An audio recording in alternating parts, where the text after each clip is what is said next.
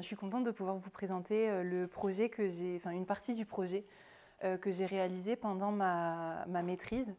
Donc actuellement, je suis presque doctorante à l'UQAM et donc j'ai mené ce projet notamment en étant enseignante en école secondaire et comme beaucoup d'enseignants, enseignantes de ce niveau-là, j'ai remarqué que les élèves, ils commettent des erreurs sur les verbes et en particulier sur les statistiques que j'ai faites avec l'analyse de corpus que j'ai réalisée, à peu près un tiers des formes produites en totalité présentent des erreurs.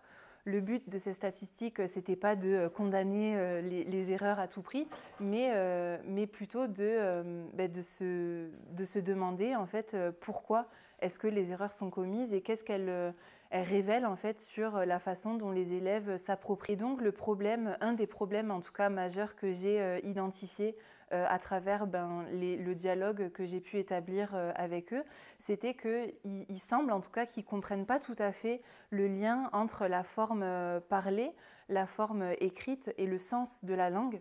Et donc naturellement, donc ça c'est un tableau avec certaines des erreurs que j'ai récoltées dans le corpus, mais sur lesquelles je reviendrai en détail tout à l'heure. Et donc, comment est-ce qu'on peut prendre en charge en fait ce problème-là? Comment est-ce qu'on peut y répondre?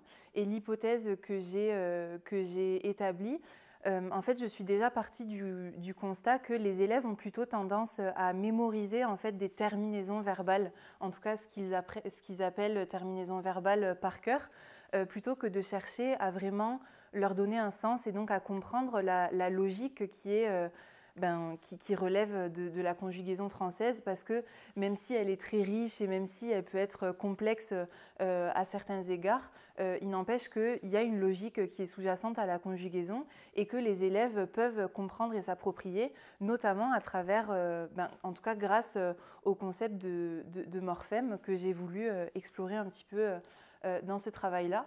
Donc pour vous présenter rapidement les étapes de ma présentation, je vais vous présenter les objectifs et la méthodologie que j'ai suivie. Je vais vous présenter aussi forcément les données, les résultats que j'ai obtenus. Je n'aurai pas le temps de développer franchement les limites et les discussions que j'ai repérées au cours de mon travail, mais je serai vraiment contente de pouvoir en parler avec vous pendant la période de questions. Et puis naturellement, je vous présenterai mes conclusions.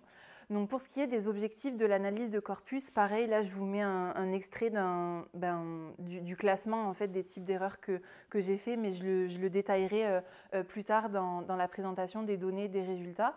Mais donc l'objectif de cette analyse de corpus, c'était de collecter et de classer les erreurs qui étaient commises dans les productions écrites que j'ai récoltées auprès des élèves.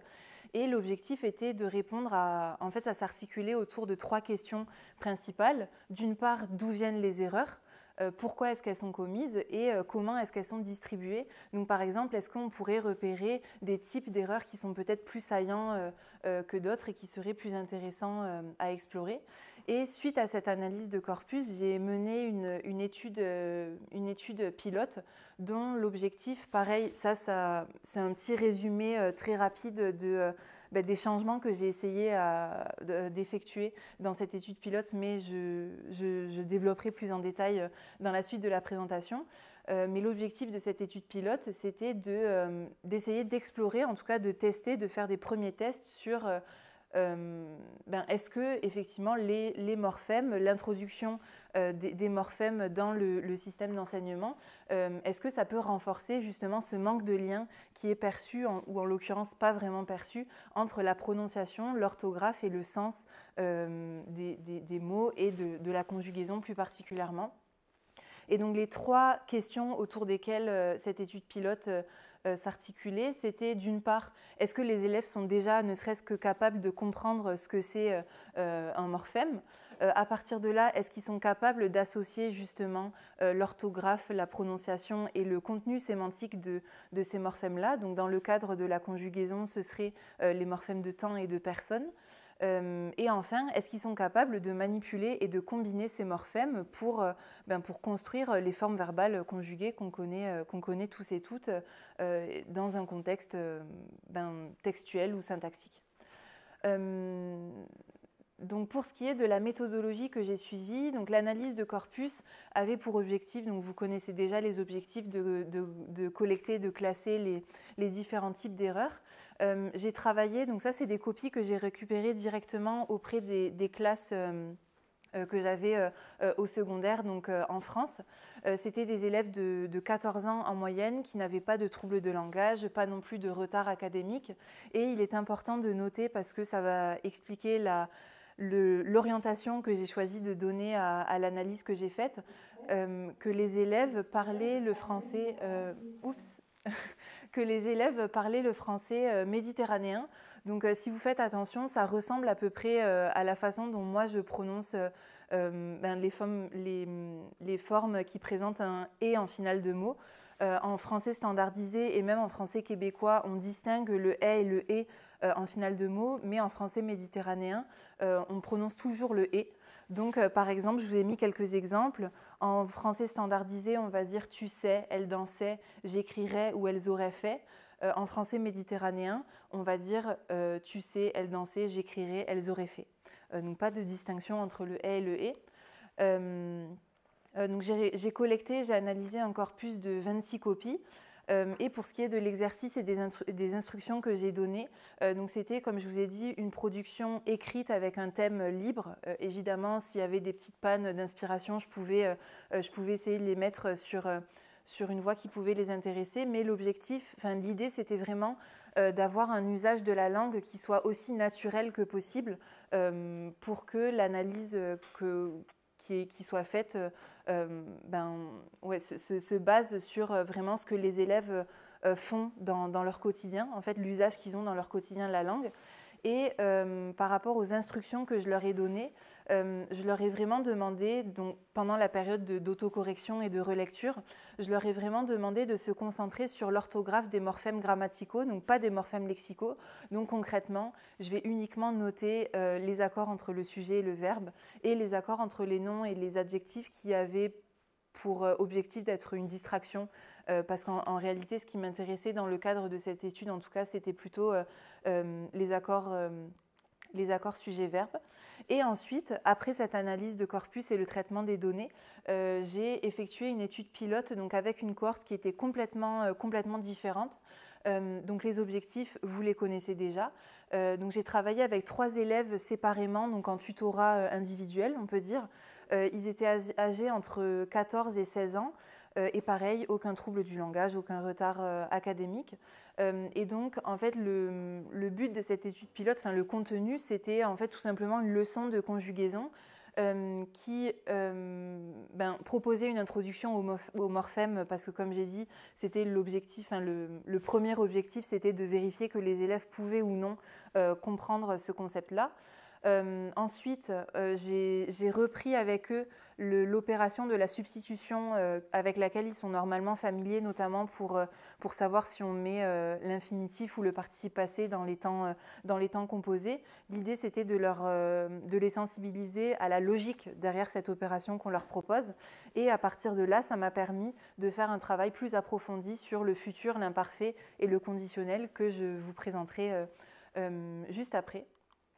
Et donc, pour ce qui est des données, finalement, que j'ai obtenues, donc dans l'analyse de corpus, j'ai collecté toutes les occurrences de verbes conjugués et je les ai classées selon qu'il y avait une concordance ou un décalage entre les formes attendues et les formes produites. Et j'en ai tiré 4 grands types d'erreurs que j'ai déterminés selon un code. Ce code, il est vraiment... il est personnel dans le sens où c'est moi qui essayais de le rendre lisible et compréhensible pour ma propre recherche, mais évidemment, il est discutable, notamment pour ce qui implique les questions d'homophonie. Donc, on voit dans le type 2, on pourrait se demander est-ce que c'est vraiment l'homophonie qui est en jeu ou est-ce que c'est un autre phénomène que je n'ai pas encore exploré pour l'instant, mais que je ferai dans mes études à venir. Donc voilà, les 4 grands types d'erreurs. Le premier qu'on peut observer dans le type 1, ce serait les erreurs de marque de personnes. Donc typiquement, pour le jeu, on a un T au lieu d'un S à l'imparfait, ça c'est le classique. L'homophonie dont je viens de vous parler, qui fait apparaître par exemple en 2 un infinitif au lieu d'un imparfait dans « elle souriait ». Et en 3, on aurait les erreurs d'accord sujet-verbe. Donc là, par exemple, si on a, comme en 3B, on a un sujet au singulier, mais on le conjugue au pluriel. Et le 4e type d'erreur, c'est des erreurs de participe passé. Donc typiquement, voilà, on a dans « j'ai servi » en 4A, on a un T à la fin, alors qu'en réalité, on n'attend pas ce T-là. Donc évidemment, il faut noter que là, c'est des exemples que j'ai donnés pour illustrer ces types d'erreurs-là, mais une erreur commise peut relever de plusieurs types d'erreurs différents, évidemment. Ne serait-ce que le participe passé en 4A, on pourrait aussi supposer qu'il y a une erreur d'homophonie, puisque dans les 2 prononciations, on a un I. Donc voilà. Et donc moi, je vous rappelle, j'étais avec des élèves qui parlaient le français méditerranéen, donc pas de distinction entre le « et » et le « et » en finale de mot. Donc c'est pour ça que je me suis concentrée sur justement ces erreurs qui impliquent le son « et » en finale. Et donc j'ai pu les classer en 3 grands types, on va dire.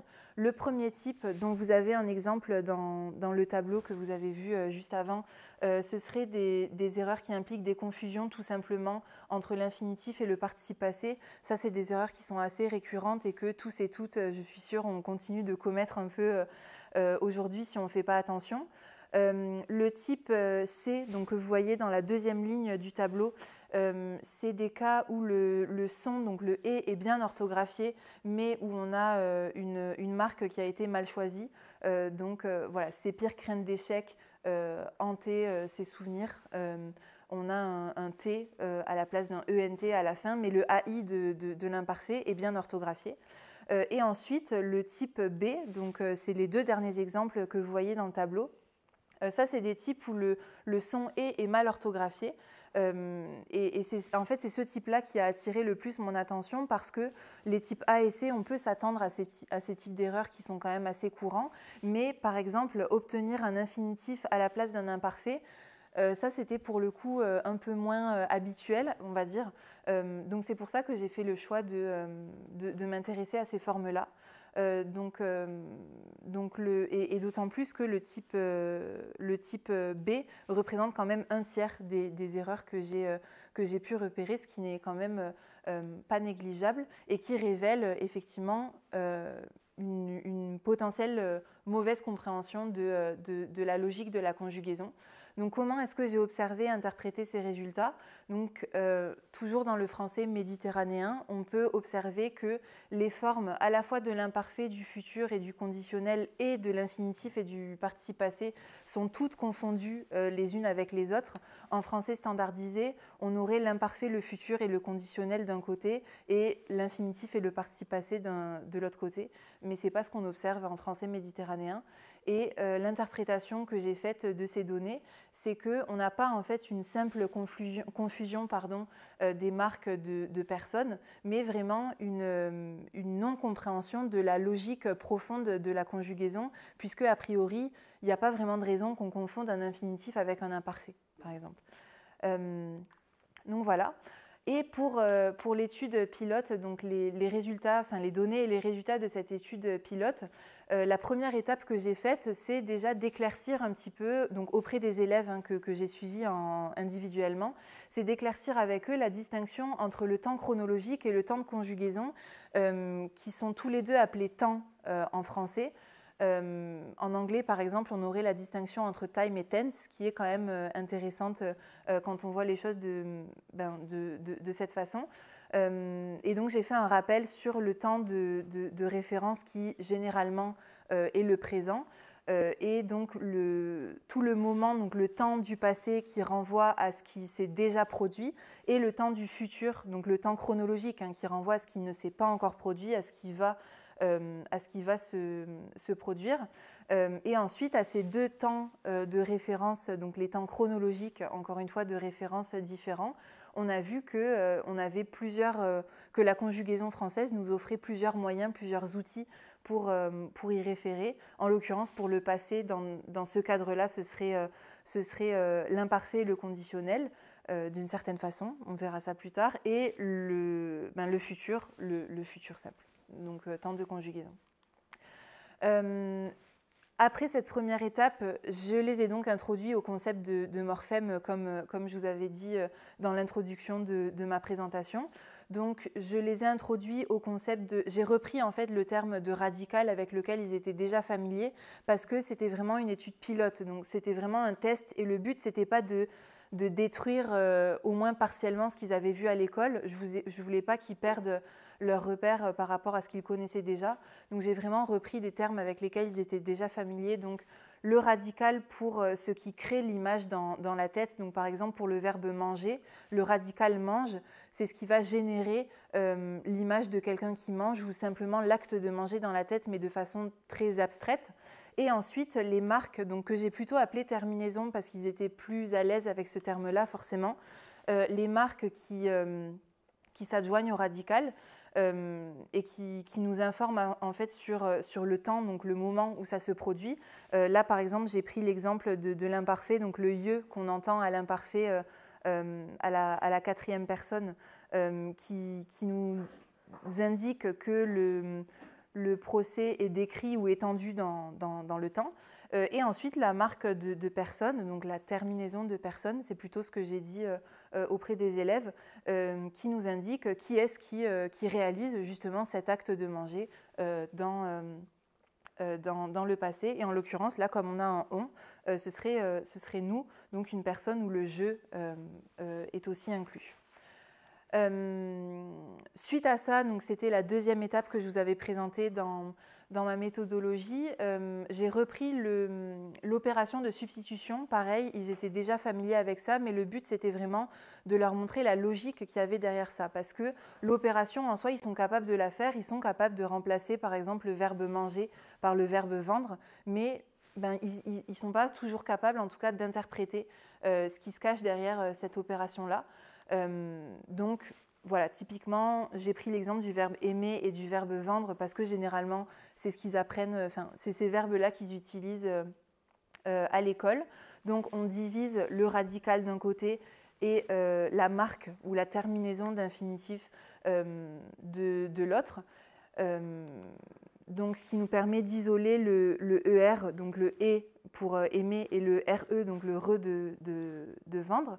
Et pour le participe passé, on fait la même opération. On a le radical qui donc est le même, qui ne change pas pour ces deux verbes-là. Évidemment, pour les verbes un peu plus complexes, type lire ou dire, c'est différent. Là, l'idée, c'était vraiment de leur donner un sentiment de compétence par rapport à cette opération-là. Donc voilà, on a le radical qui reste le même et la marque qui change. Donc on a un E accent aigu pour le participe passé du verbe aimer et un U pour le verbe vendre. Et donc là, avec cette séparation de ces deux composantes-là du verbe, on voit que l'infinitif il est composé d'un radical et d'une marque d'infinitif. Donc ça veut dire que le ER et le RE dans aimer et dans vendre, en fait, ils ont le même contenu sémantique, donc ils nous donnent la même information, ils ont le même sens.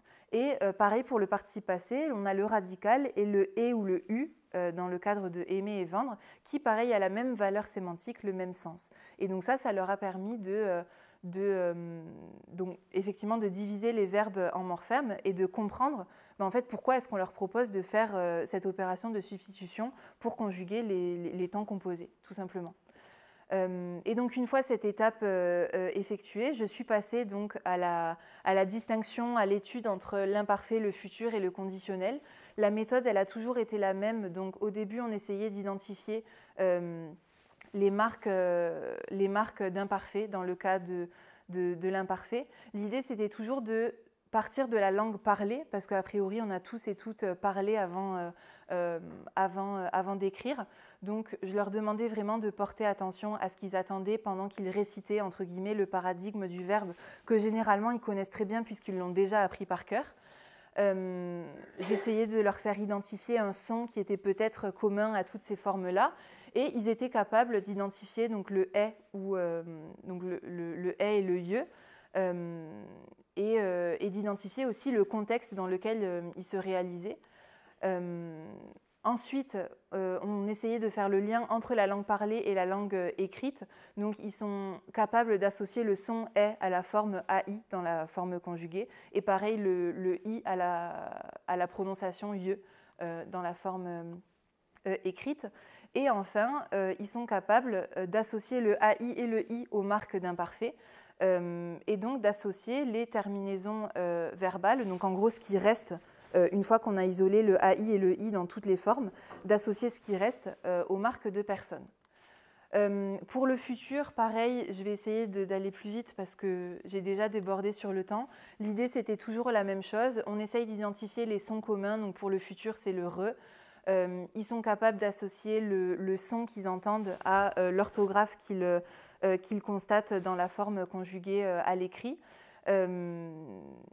Donc, ils associent le « re » à la marque de futur. Ça, pareil, ça peut se discuter du point de vue morphophonologique. On pourrait en parler pendant la période de questions. Et ensuite, donc, ils associent très bien les marques qui restent donc, après ce « re » commun à toutes les formes aux marques de personnes associées donc, au futur. Et pour le conditionnel, pareil, ils sont capables donc de reconnaître le « re » qu'ils avaient déjà repéré pour le futur et le « est » ou le « ye » qu'ils avaient déjà repéré pour l'imparfait. Ils associent pareil donc les prononciations à la manifestation dans l'écrit. Ils sont capables de comprendre que le « re » c'est toujours la marque du futur, que le « est » c'est toujours et le « ye » c'est toujours la marque d'imparfait, et que ces deux morphèmes se combinent pour créer du coup le sens combinatoire qu'on obtient au conditionnel.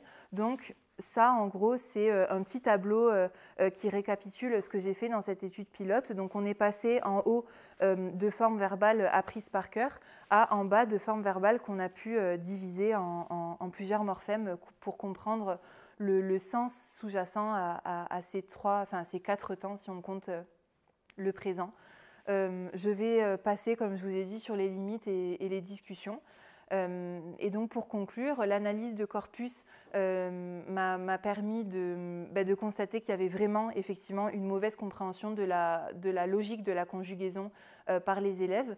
Et l'étude pilote a montré que les élèves sont tout à fait capables de comprendre ce que c'est un morphème, de l'identifier dans les formes verbales et de les combiner pour le cas particulier du conditionnel qui peut poser problème parfois pour certains d'entre eux. Donc voilà, je vous remercie pour votre attention.